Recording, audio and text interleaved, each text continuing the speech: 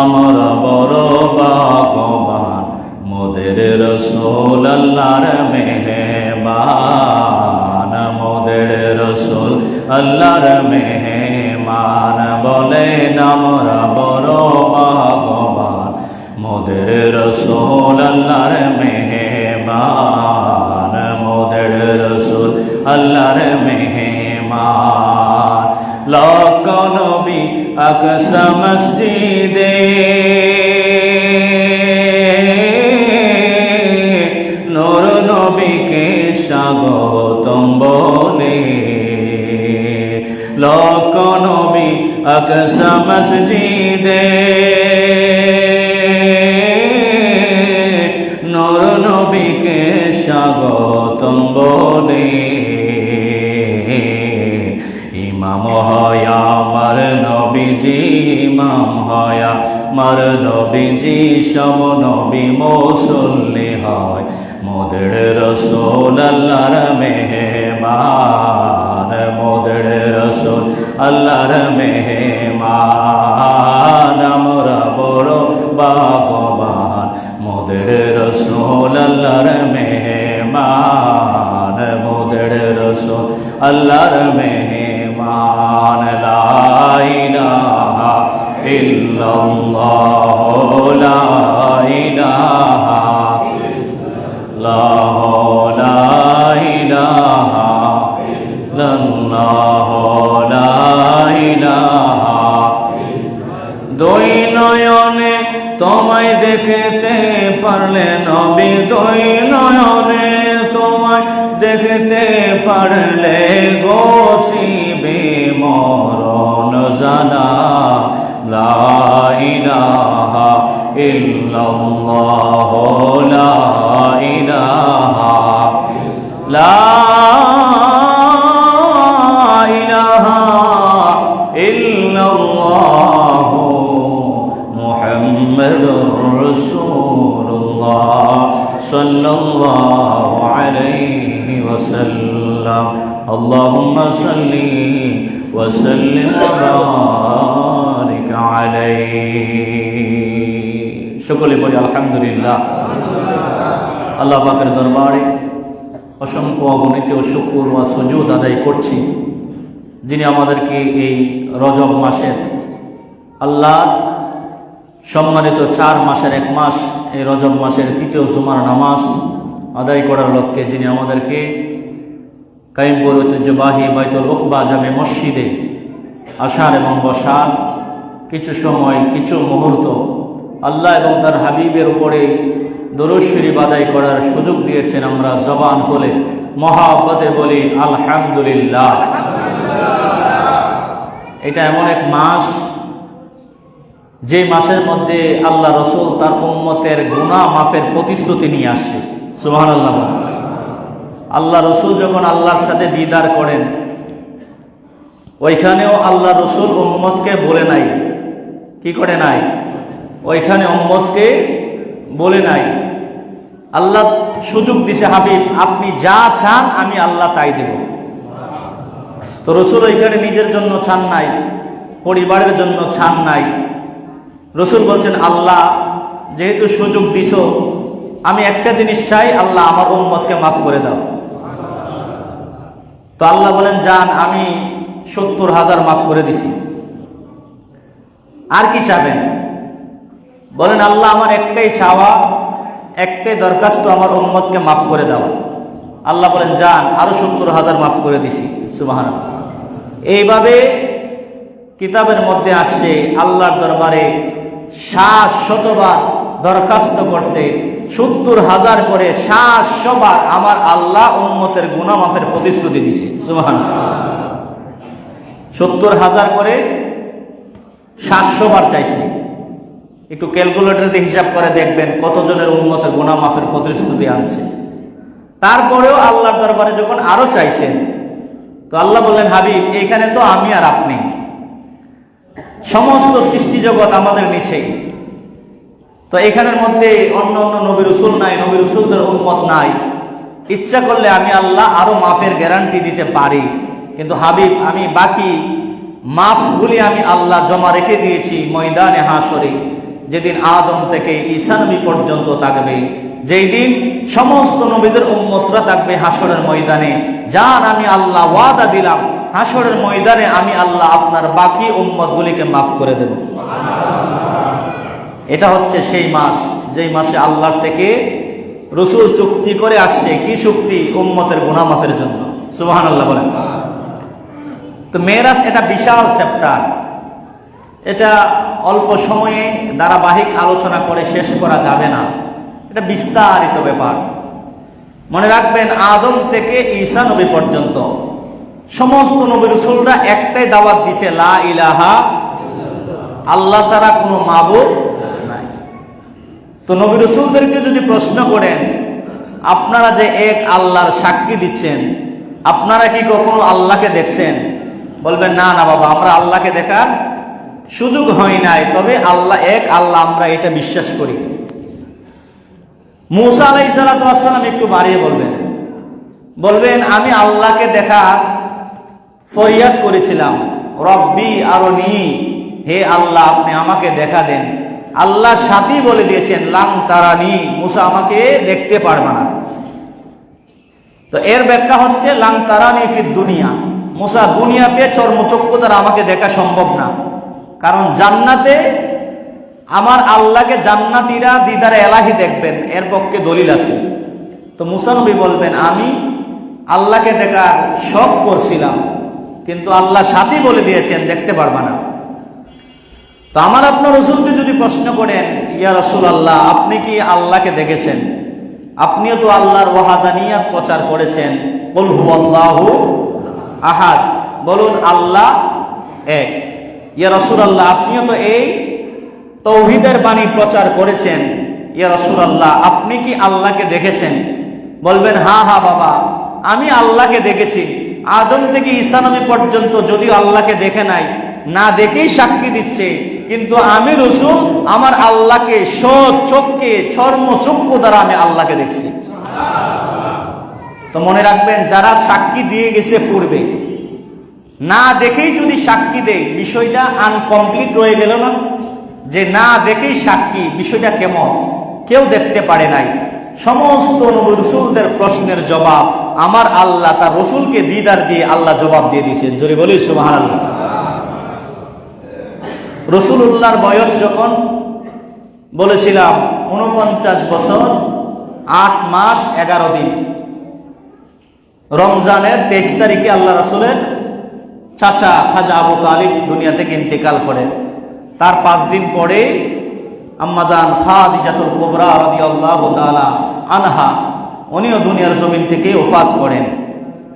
তো আমার রাসূল যখন অভিভাবকহীন হয়ে গেলেন, আমার আল্লাহ জিবরাইল পাঠালেন, জিবরাইল যাও আমার রাসূলকে এবার দাওয়াত দিয়ে নিয়ে আসো। আমার রাসূল অভিভাবকহীন হয়ে গেছে, ইসলাম কিভাবে প্রচার করতে হবে, কিভাবে তাওহীদের বাণী প্রচার করতে হবে, রাসূলকে নিয়ে এসো আমার বাড়িতে, আমরা সলা পরামর্শ করব। জোরে বলি না সুবহানাল্লাহ। তো রাসূলকে যদি প্রশ্ন করেন, ইয়া রাসূলুল্লাহ আপনি কি আল্লাহকে দেখছেন? বলবেন হ্যাঁ বাবা আমি আল্লাহকে দেখেছি। তো রাসূল কিভাবে দেখছেন? মেরাজের এই চ্যাপ্টারটা আল্লাহ রাসূলের ৩০ জন সাহাবায়ে কেরাম বর্ণনা করছে। সুবহানাল্লাহ বলেন। কোন রিওয়ায়াতের মধ্যে আসছে সংক্ষিপ্ত, কোন রিওয়ায়াতের মধ্যে আসছে বিস্তারিত, মুখতালিফ ভাবে আসছে। এত বড় চ্যাপ্টার, এত বড় হাদিস, এটা সংক্ষেপে বলা যাবে না, তবে মূল কথাগুলি যেটা এগুলা বলতেছি। আমার রাসূল সাল্লাল্লাহু আলাইহি ওয়াসাল্লামের বয়স যখন ৫১ বছর ৫ মাস ১৫ দিন, কত বছর?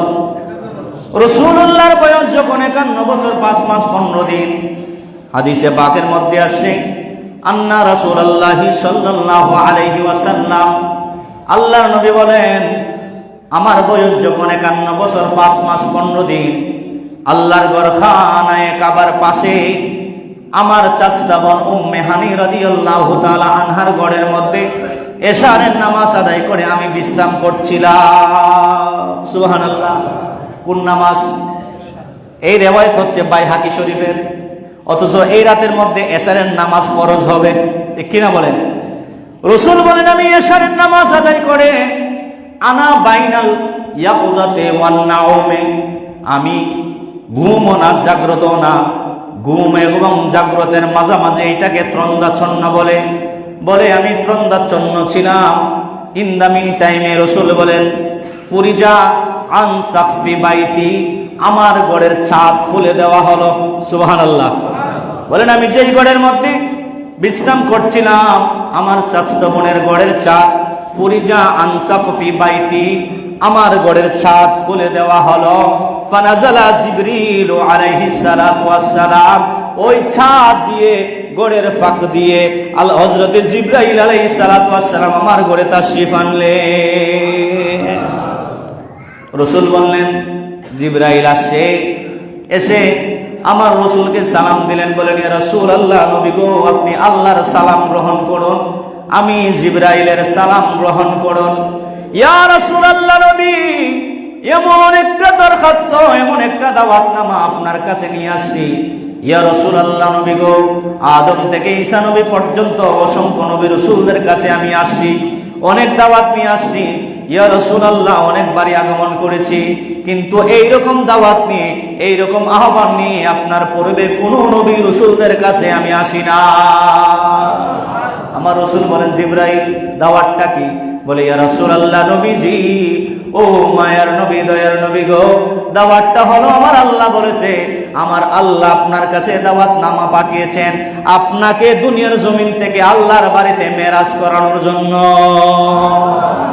রাসূল বলেন ফানাজালা জিবরিলু, জিবরিল আলাইহিস সালাতু ওয়াস সালাম আমার কাছের মধ্যে আসলেন। দুইটা বর্ণনার মধ্যে আসে, এক বর্ণনায় আসছে আমার রাসূল ত্রন্দাচ্ছন্ন ছিলেন, এসেই ডাক দেই নাই, এটা তাফসীরে রুহুল বয়ান। এসে আমার রাসূলের কদমের মধ্যে জিবরাইলের হাত রাখলেন। সুবহানাল্লাহ বলেন। এসেই ডাক দেই নাই। কেন ডাক দেই নাই? রাসূল যদি কষ্ট পায় আল্লাহ কষ্ট পাবে। সুবহানাল্লাহ বলেন। এক বর্ণনার মধ্যে আসছে জিবরাইলের হাত আমার রাসূলের কদমের মধ্যে, পায়ের মধ্যে রাখছেন। রাসূল সজাগ হলেন, সালাম কালাম হলো। আমার রাসূল সাল্লাল্লাহু আলাইহি ওয়াসাল্লাম বলেন সুম্মা গাসালাহু বিমাই জামজামা, বলেন জমজমের কূপের মধ্যে আমার কাছে নিয়ে গেল। আল্লাহর ঘর খানে কাবার উত্তর পাশে মিজাবে রহমতের নিচে একটা জায়গা আছে, যেই জায়গার নাম হলো ফাতিমে কাবা। সুবহানাল্লাহ, ঠিক কিনা? হাজী সাহেব যারা গেছে তারা জানে হাতিমে। আল্লাহর নবী বলেন, এই হাদিসটা ইমামে বুখারী শরীফের মধ্যে বর্ণনা করেছেন কিতাবুস সালাত। বাবের নাম হচ্ছে কাইফা ফুরিদাতিস সালাতু ফিল ইসরা, অর্থাৎ মেরাজের রাত্রিতে কিভাবে নামাজ ফরজ হয়েছে। এই অধ্যায়ের মধ্যে, এই শিরোনামের মধ্যে এই হাদিসটা উল্লেখ করেছেন। সুবহানাল্লাহ বলেন। আমার নবী বলেন জিবরাইল আলাইহিস সালাতু ওয়াস সালাম আমাকে ধরে নিয়ে আল্লাহর ঘর খানে কাবার উত্তর পাশে মিজাবে রহমতের নিচে একটা জায়গার নাম আছে, জায়গার নাম হলো ফাতিমে কাবা। ওই জায়গার মধ্যে আমাকে নেওয়া হলো। সুবহানাল্লাহ। কেন নিয়েছেন? রাসূল বলেন ওই জায়গার মধ্যে নিয়ে জিবরাইল আমাকে সিনা সাক করছে। সুবহানাল্লাহ বলেন। ফাখরাজা কলবি, আমার কলবকে বিদীর্ণ করলো। কতটুক থেকে কতটুক? রাসূল বলতেছেন এই সিনা থেকে নাভি পর্যন্ত আমাকে অপারেশন করা হলো, আমার হার্ট বের করা হলো। জোরে বলি সুবহানাল্লাহ। সুম্মা গাসালাহু বিমাই জামজাম, আল্লাহর নবী বলেন আমার কলব বের করে, আমার হার্ট বের করে জিবরাইল জমজমের পানি দ্বারা আমার হার্টকে দৌত করলো। জোরে বলি সুবহানাল্লাহ। এটা বুখারীর রাওয়াত। বলেন আমার হার্ট বের করছে। এই জায়গার মধ্যে বর্ণনা হয়েছে, ইমামে কুচতলানী রাহমাতুল্লাহি আলাইহি ওনার কিতাবের মধ্যে উল্লেখ করেছেন। জিবরাইল বলেন এই পৃথিবীর বাড়ির মানুষ, দুনিয়ার জমিনে আমি অসংখ্য নবী রাসূলদের সিনা সাক করেছি, কিন্তু আমি রাসূলুল্লাহর হাত বের করে যখন জমজমের পানি দ্বারা দৌত করলাম, ইমামে কুচতলানী বর্ণনা করেন আমি এমন দুইটা চোখ দেখলাম রাসূলুল্লাহর কলবে, যেই চোখ দ্বারা দেখা যায়, এমন দুইটা কান দেখলাম যেই কান দ্বারা শোনা যায়। জোরে বলি সুবহানাল্লাহ। জিবরাইল বলেন এর পূর্বেও আমি অনেক নবী রাসূলদের সিনা সাক করছি, কিন্তু রাসূলুল্লাহর কলব যখন বের করলাম জমজমের পানি দিয়ে দৌত করার জন্য।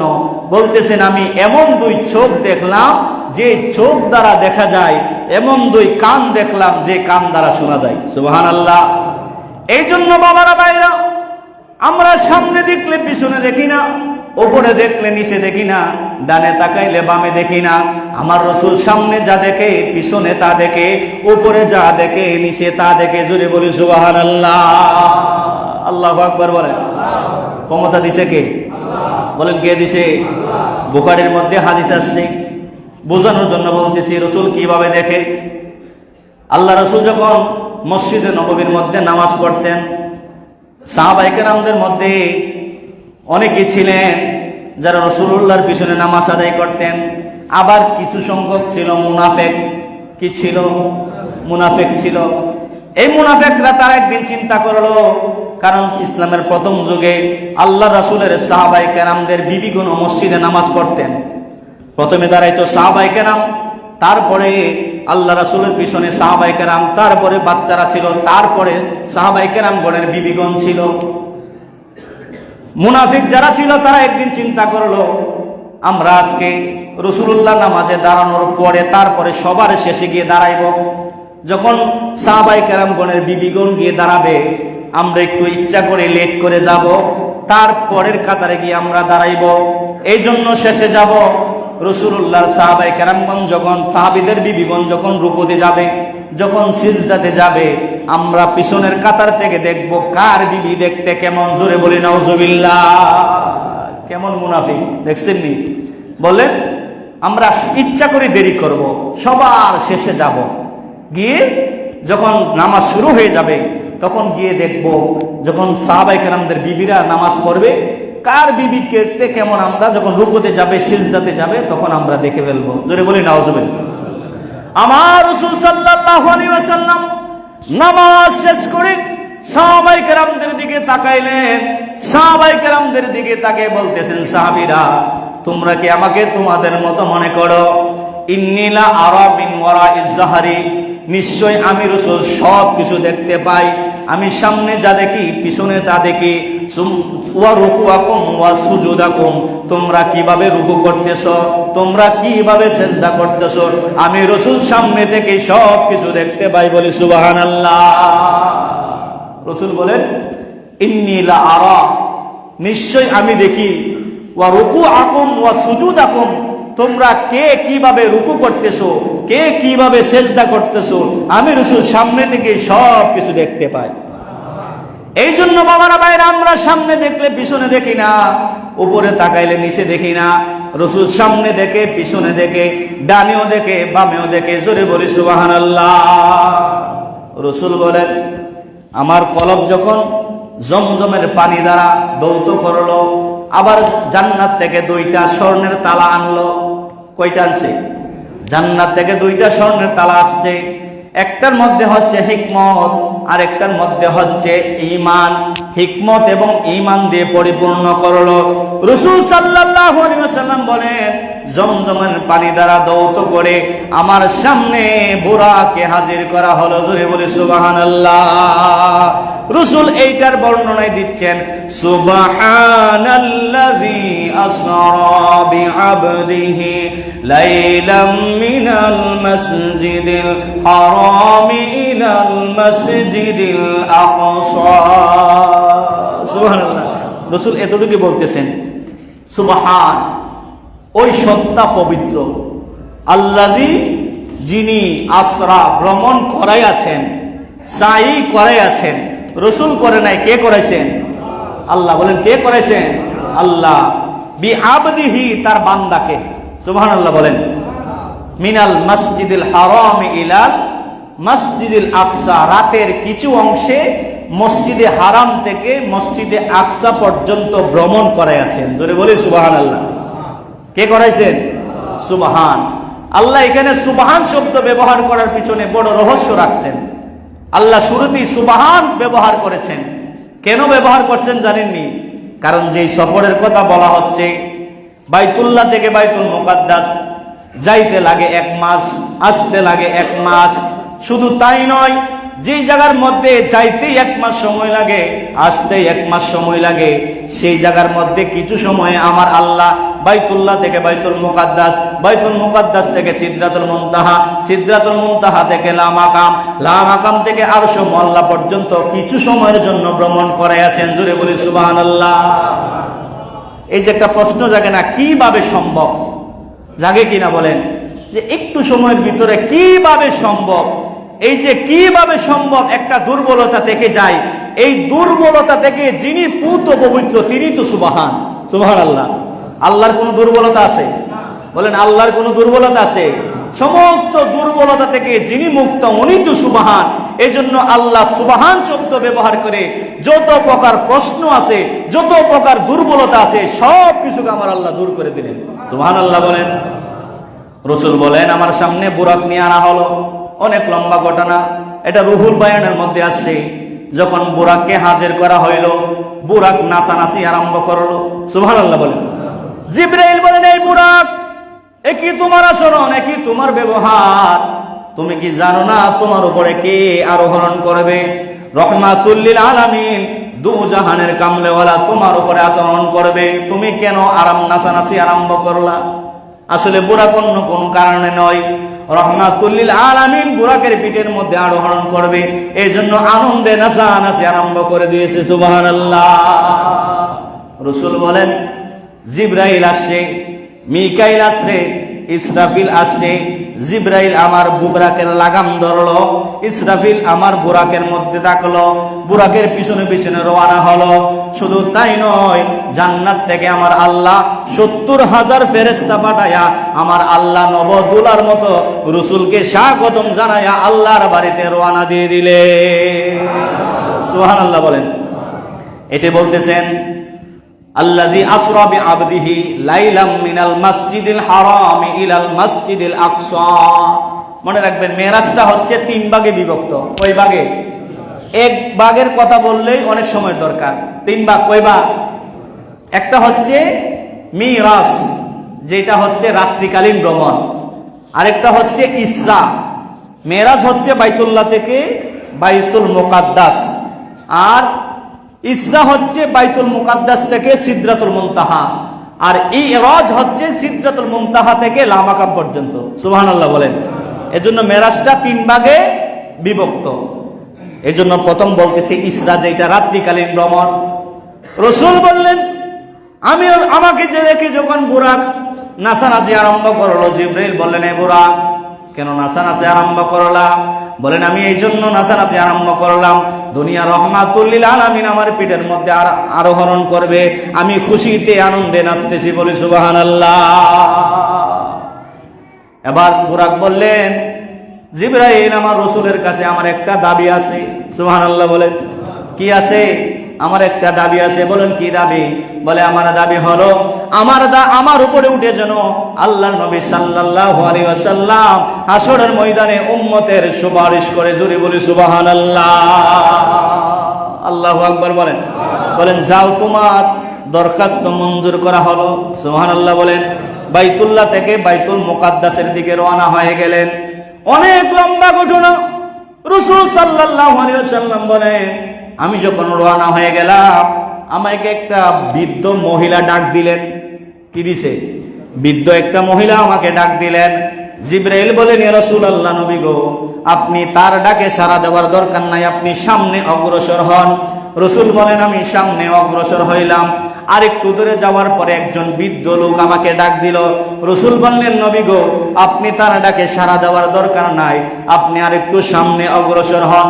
রাসূল বলেন, আমি সামনে অগ্রসর হলাম। আরেকটু দূর যাওয়ার পরে আমি যখন এক দলের পাশ দিয়ে যাচ্ছি না, তারা আমাকে দেখে সালাম দিচ্ছিল, আসসালামু আলাইকা ইয়া আউয়ালু, আসসালামু আলাইকা ইয়া আখিরু, আসসালামু আলাইকা ইয়া খাশিরু। জোরে বলি সুবহানাল্লাহ। এবার জিবরাইল বলেন, ইয়া রাসূলুল্লাহ, নবী গো, আপনি তাদের সালামের জবাব দেন। রাসূল বলেন, জিবরাইল, প্রথম বৃদ্ধ মহিলা আমাকে ডাক দিল, তার ডাকে সাড়া দেওয়ার জন্য তুমি নিষেধ করলা। আরেকটা বৃদ্ধ ব্যক্তি আমাকে ডাক দিল, তার ডাকে সাড়া দেওয়ার জন্য আমাকে নিষেধ করলা, আর এই জায়গার মধ্যে তারা আমাকে সালাম দিল, বললা সালামের জবাব দেওয়া। ও জিবরাইল, কিসের জন্য? জিবরাইল বলেন, ইয়া রাসূলুল্লাহ, নবী গো, ওই যে বৃদ্ধ মহিলাটা আপনাকে সালাম দিয়েছে, ইয়া রাসূলুল্লাহ, বৃদ্ধ মহিলার বয়স আর যতটুকু বাকি আছে, দুনিয়ার হায়াত আর ততটুকু। ইয়া রাসূলুল্লাহ, নবী গো, আর যে বৃদ্ধ ব্যক্তিটা আপনাকে ডাক দিল, এইটা ছিল ইবলিস, এইটা ছিল শয়তান। দুনিয়া এবং ইবলিস আপনাকে আকর্ষণ করার জন্য, দুনিয়ামুখী করার জন্য চেষ্টা করেছিলেন। ইয়া রাসূলুল্লাহ, এই জন্য আমি আপনাকে তাদের ডাকে সাড়া দেওয়ার জন্য বলি নাই। আর যারা আপনাকে সালাম দিয়েছে, আসসালামু আলাইকা ইয়া আউয়ালু, আসসালামু আলাইকা ইয়া আখিরু, আসসালামু আলাইকা ইয়া ফাশিরু, ইয়া রাসূলুল্লাহ, তারা অন্য কোনো কেউ নবী, তারা হলেন হযরতে মূসা এবং ঈসা আলাইহিস সালাতু ওয়াস সালাম। সুবহানাল্লাহ বলেন। তারা কি? হযরত মূসা এবং ঈসা আলাইহিস সালাতু ওয়াস সালাম। আপনি তাদের ডাকে সাড়া দেন। সুবহানাল্লাহ বলেন।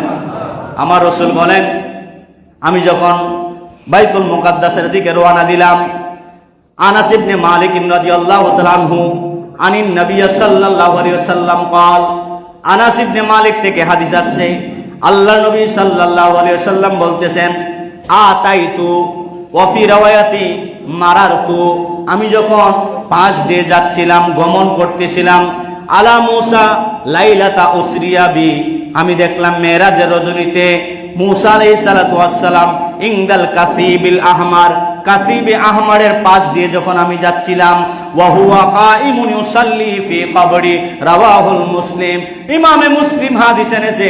আল্লাহর নবী বলেন, আমি যখন মূসা আলাইহিস সালাতু ওয়াস সালামের কাসিবে আহমারের পাশ দিয়ে, যখন তার কবরের পাশ দিয়ে যাচ্ছিলাম, আমি দেখলাম মূসা নবী তার কবরের মধ্যে দাঁড়িয়ে দাঁড়িয়ে নামাজ আদায় করতেছে। সুবহানাল্লাহ বলেন না।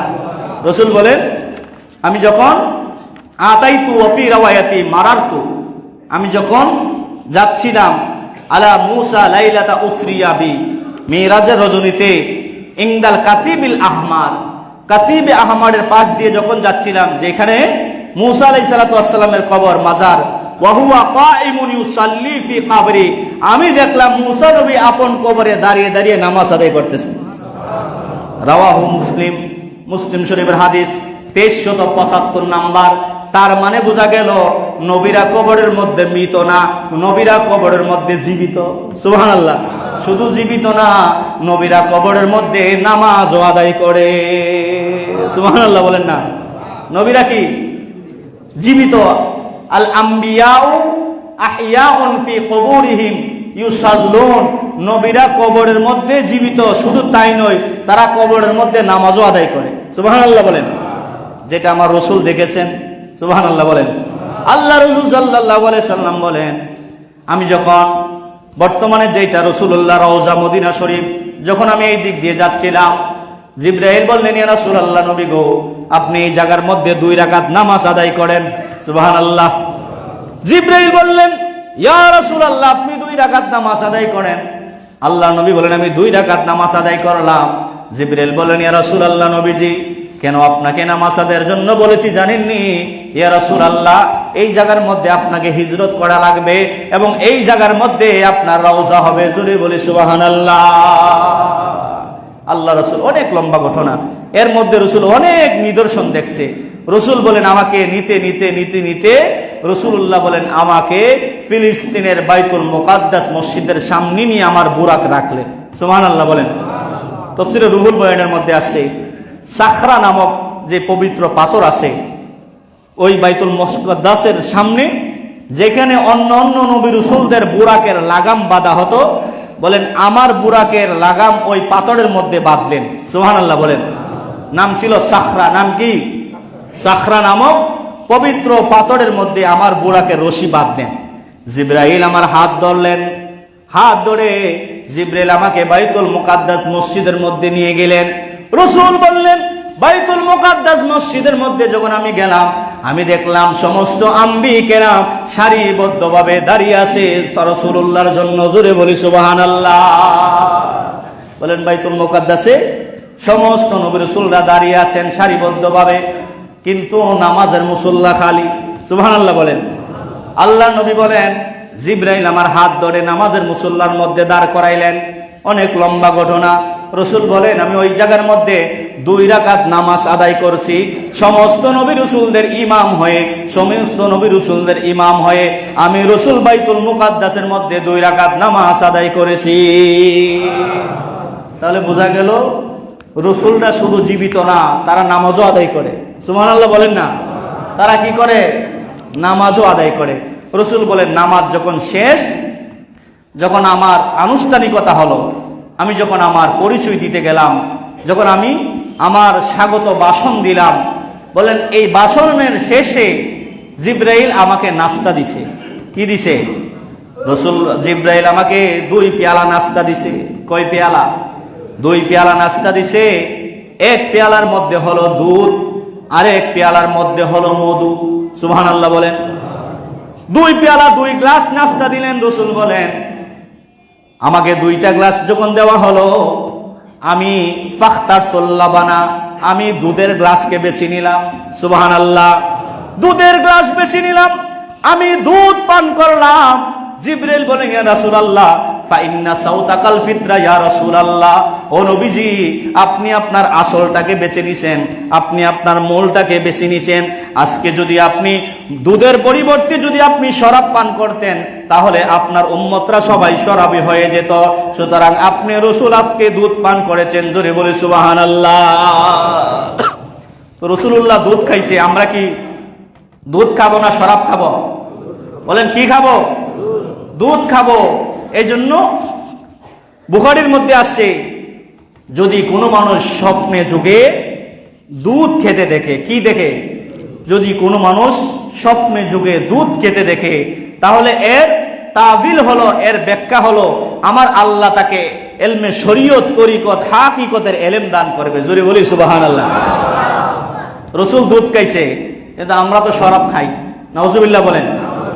আল্লাহ রসুল বলেন মহিলাদের যেই পিরিয়ড হয় না, যে মাসিক হয়, পিরিয়ড হয়, রসুল বললেন রসুল মহিলাদের মাসিকের চাইতে আরো বেশি নিকৃষ্ট হয়েছে শরাব। জোরে বলি নাউজুবিল্লাহ। আর রসুল দুধ খাইছে, এজন্য আমরা কি খাবো? দুধ খাবো, শরাব খাবো না। বলেন শরাব খাবো না। আল্লাহ যেন হেফাজত করে, বলে আমিন। রসুল সাল্লাল্লাহু আলাইহি সাল্লাম বলেন এই জায়গার মধ্যে আমার আনুষ্ঠানিকতা শেষ হলো। আনুষ্ঠানিকতা শেষ করে আল্লাহর নবী সাল্লাল্লাহু আলাইহি ওয়াসাল্লাম বলেন আমাকে প্রথম আসমানে নেওয়া হলো। সুবহানাল্লাহ বলেন। ধারাবাহিক বলতেছি যেন বুঝেন। রাসূলুল্লাহ বলেন আমাকে প্রথম আসমানের মধ্যে যখন নেওয়া হলো, দরজার মধ্যে আঘাত করলেন। ভিতর থেকে জবাব আসলো মান আনতা, কে আপনি? বলেন আনা জিবরাইলু ওয়া মান মাকা, আপনার সাথে কে? বলে আমার সাথে হলো মুহাম্মাদুর রাসূলুল্লাহ সাল্লাল্লাহু আলাইহি ওয়াসাল্লাম। বলেন উনি কি দাওয়াতে আসতেছে? বলে হ্যাঁ, উনি আল্লাহর মেহমান হয়ে আল্লাহর বাড়িতে রওনা দিয়েছে। জোরে বলি সুবহানাল্লাহ। যখন প্রথম আসমানের দরজা খুলল, গিয়ে দেখে বয়স্ক মুরব্বী মানুষ হেলান দিয়ে বসে আছে। জিবরিল বলেন ফাসাল্লিম ইয়া রাসূলুল্লাহ, নবী গো আপনি তাকে সালাম দেন। আমার রাসূল তাকে সালাম দিলেন। আল্লাহর নবীকে জিবরিল বলেন ইয়া রাসূলুল্লাহ, নবী গো আপনি তার পরিচয় জানেননি। উনি হচ্ছেন আবুকা আদম আলাইহিস সালাতু ওয়াস সালাম। উনি হলেন আদম আলাইহিস সালাতু ওয়াস সালাম। জোরে বলি সুবহানাল্লাহ। এখানে একটা মাসালা মনে রাখবেন, যদি কোনো মানুষ বসে থাকে, তাহলে যারা আগন্তুক, যারা সফরে যায়, যারা রাস্তা দিয়ে যায়, বসে থাকা ব্যক্তিকে সফরকারী ব্যক্তি সালাম দিবে। সুবহানাল্লাহ বলেন। এইটা রাসূলুল্লাহর সুন্নত। রাসূল কি করছে? সফরে বের হয়েছেন। রাসূলুল্লাহ হচ্ছেন সফরকারী, আর আদম নবী কি বসা, এই জন্য আল্লাহ রাসূল তাকে সালাম দিছে। সুবহানাল্লাহ বলেন। বলেন ইয়া রাসূলুল্লাহ হাযা আবুকা আদম, উনি হচ্ছেন আদম আলাইহিস সালাতু ওয়াস সালাম। ফাসাল্লিম, আপনি তাকে সালাম দেন। রাসূলুল্লাহ তাকে সালাম দিলেন। আদম আলাইহিস সালাতু ওয়াস সালাম প্রথম আসমানের মধ্যে ইস্তেকবাল জানাইলেন, খুশ আমদেদ, মারহাবা ইয়া রাসূল, মারহাবা ইয়া নবী সালেহ, মারহাবা ইয়া নবী সালেহ, রাসূলুল্লাহকে স্বাগতম জানাইলো। আল্লাহর নবী বলেন প্রথম আসমানের আনুষ্ঠানিকতা শেষ করে জিবরাইল আমাকে দ্বিতীয় আসমানে নিয়ে গেলেন। দ্বিতীয় আসমানের মধ্যে যখন আঘাত করলো, দরজা থেকে আওয়াজ আসলো, মান আনতা, কে আপনি? বলেন আনা জিবরাইল। ওয়া মান মাআকা, আপনার সাথে কে? বলেন আমার সাথে হলো আল্লাহর নবী রাহমাতুল লিল আলামিন। দ্বিতীয় আসমানের মধ্যে গিয়ে হযরতে ঈসা আলাইহিস সালাতু ওয়াস সালামের সাথে সাক্ষাৎ। সুবহানাল্লাহ বলেন। কার সাথে? ঈসা নবীর সাথে। আল্লাহ নবী বলেন দ্বিতীয় আসমানের আনুষ্ঠানিকতা শেষ করে আমাকে যখন তৃতীয় আসমানের মধ্যে নেওয়া হলো, তৃতীয় আসমানের মধ্যে হযরতে ইউসুফ আলাইহিস সালাতু ওয়াস সালাম। সুবহানাল্লাহ বলেন। এই যে এক এক আসমানের মধ্যে এক এক নবীদের সাথে সাক্ষাৎ হচ্ছে, কিতাবের মধ্যে আসছে এই নবীদের সাথে উম্মতের একটা সম্পর্ক আছে। তৃতীয় আসমানের মধ্যে হযরতে ইউসুফ আলাইহিস সালাতু ওয়াস সালামের সাথে সাক্ষাৎ হওয়ার পিছনে রহস্য হলো, কিতাবের মধ্যে আসছে উম্মতে মুহাম্মদী থেকে আখির নবীর উম্মতদের মধ্যে থেকে হাসরের ময়দানে যারা জান্নাতে যাবে, যারা জান্নাতের উপযুক্ত হবে, তারা হযরতে ইউসুফ আলাইহিস সালাতু ওয়াস সালামের মতো সুন্দর হয়ে জান্নাতে প্রবেশ করবে। এক এক নবীর সাথে সাক্ষাৎ হওয়ার পিছনে এক একটা রহস্য আছে। কিতাবের মধ্যে আসছে ইউসুফ নবীর মতো সুন্দর হয়ে উম্মতে মুহাম্মদীরা জান্নাতে যাবে। সুবহানাল্লাহ বলেন। চতুর্থ আসমানের মধ্যে গেলেন, ওইখানে হযরতে ইদ্রিস আলাইহিস সালাতু ওয়াস সালাম। পঞ্চম আসমানের মধ্যে গেলেন, ওই জায়গার মধ্যে হযরতে হারুন আলাইহিস সালাতু ওয়াস সালাম।